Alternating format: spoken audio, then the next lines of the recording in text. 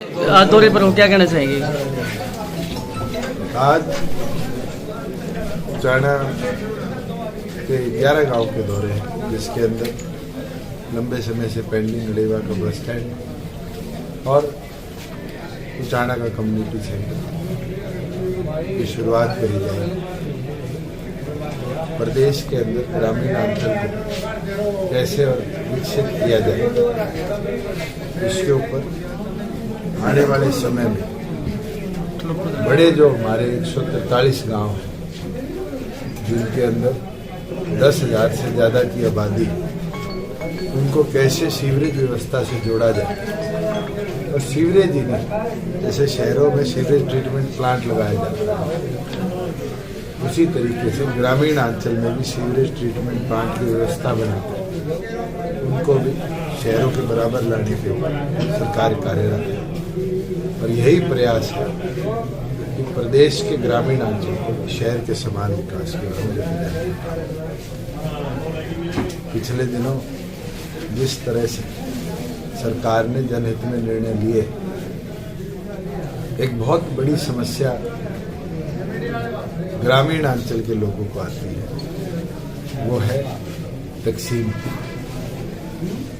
और हमारा प्रयास है, जनता से भी हम सुझाव ले रहे हैं कि आज के दिन जो सबॉर्डिनेट जुडिशरी है, एसडीएम कोर्ट है, तहसीलदार कोर्ट है, इसमें अधिकतम मामले ऐसे लंबित हैं जो आपसी जमीन के बंटवारा।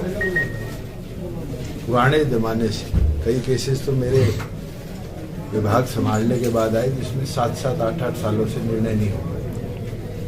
हम ये प्रयास कर रहे हैं कि देश के अंदर हरियाणा एक मॉडल लेजिस्लेशन लेकर आए, जिसके अंदर समय सीमित तरीके से हम ऐसे मामलों को निपटाएं। तो आपके माध्यम से सबसे सुझाव मांगता हूं कि हमें किस प्रकार के कोई भी कानूनी सुझाव देना चाहे, ऐसे मामलों को निपटाने के लिए खुला स्वागत है कि वो अपने सुझाव दे सकता है कि ऐसी पेंडिंग केसेस को जल्द से जल्द हम निपटाएं।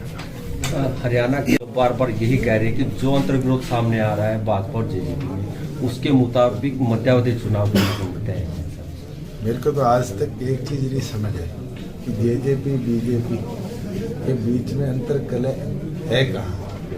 ये तो केवल मात्र हुड्डा साहब और इनेलो को ये एहसास हो रहा है कि आज प्रदेश में स्थिर और स्थायी सरकार चल रही है, और कहीं ना कहीं उसकी पीड़ा उनके है।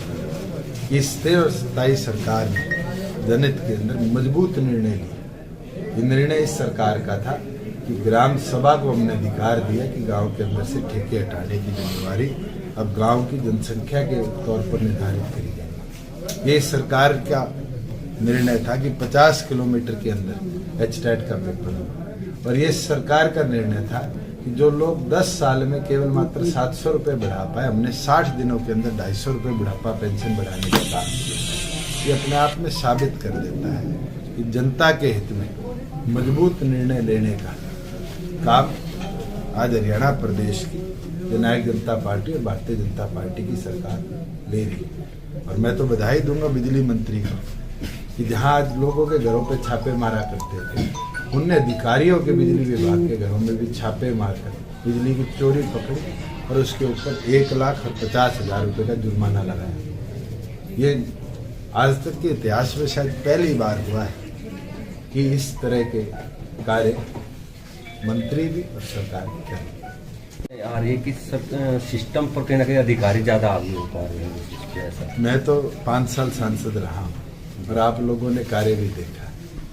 सिस्टम चलाने के अंदर 3 कॉन्स्टिट्यूशनल ताकत है, जुडिशियल, एग्जीक्यूटिव और लेजिस्लेटिव। और मैं मानता हूँ कि एक दूसरे पे भारी होने तो फिर बाढ़ भी खेत को खाने लग जाती है।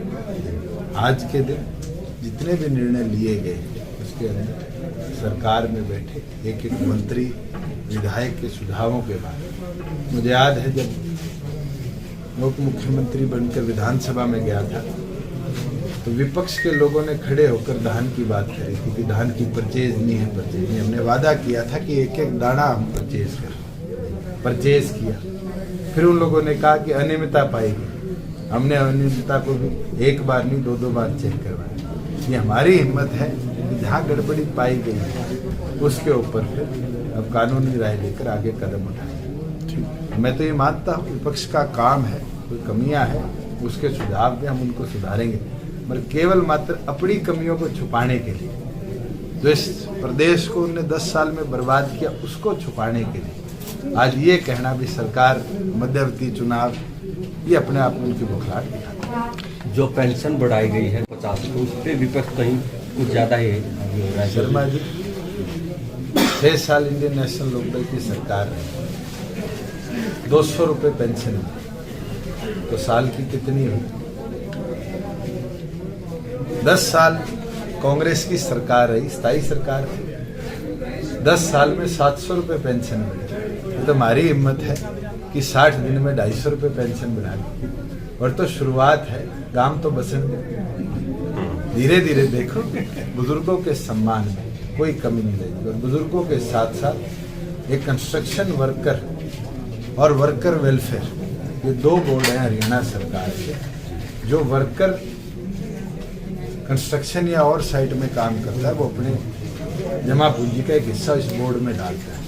इस सरकार का निर्णय है कि बुढ़ापा पेंशन से भी 500 रुपये ज्यादा वर्कर को पेंशन दी जाएगी बोर्ड के माध्यम से। तो अपने आप में दिखाता है कि केवल मात्र बुजुर्ग ही नहीं, प्रदेश के वर्कर्स का भी अगर निर्णय किसी ने मजबूती से किया तो जजपा भाजपा की गठबंधन सरकार है। जींद जिले के लिए कुछ प्रयास एक खुशखबरी आप सबको देना चाहूँगा कि पीछे कैबिनेट कमेटी ऑन इंफ्रास्ट्रक्चर की बैठक, बड़े लंबे समय से एक प्रोजेक्ट पेंडिंग था जींद का मेडिकल कॉलेज का, जिसको पहले 550 बेडेड हॉस्पिटल बनना था।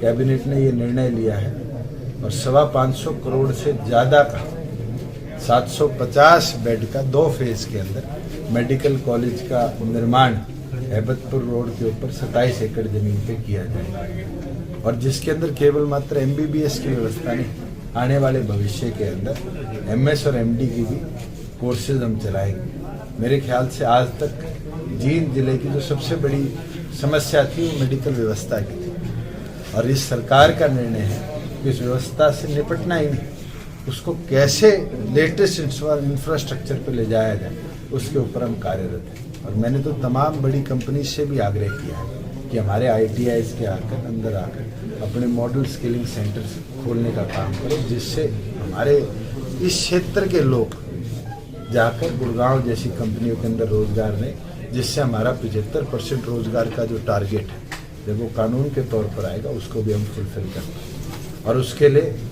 आज जो Honda motorcycle and scooter India है उनकी टीम आकर ITI उचाना का निरीक्षण भी करेगी और वहाँ कैसे उनकी मॉडल लैब सेटअप हो इसके ऊपर आने वाले 2 महीनों में प्रोजेक्ट बनाकर उसको इम्प्लीमेंटेशन की ओर बढ़ेगी। 11 तारीख को जो 10 सदस्यीय कमेटी जननायक जनता पार्टी ने 9 दिसंबर को बनाई थी, उसकी दूसरी बैठक है।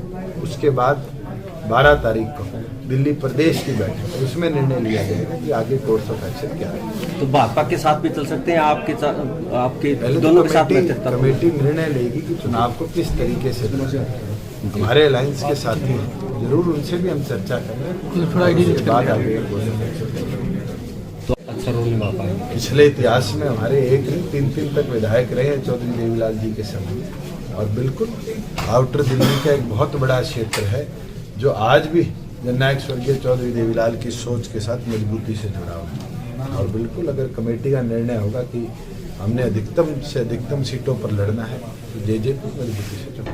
तो केजरीवाल कह रहे हैं कि हम काम के दम पर जीत के दिखाएंगे नहीं। समय की बात है,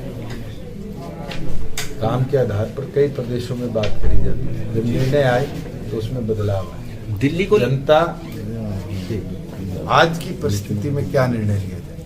केजरीवाल तो कहते थे कि पराली की वजह से दिल्ली में पोल्यूशन है, अब तो कोई पराली नहीं जल रही, आज भी 300+ की कंडीशन है वहां। तो ये साबित कर देता है कि किसान नहीं गलत था, कहीं ना कहीं उन लोगों की सोच में गलती थी जो हर चीज का ठीकरा किसान पे फोड़ना चाहते थे। सर, एक नागरिकता संशोधन लागू किया गया है, तो जो विरोध है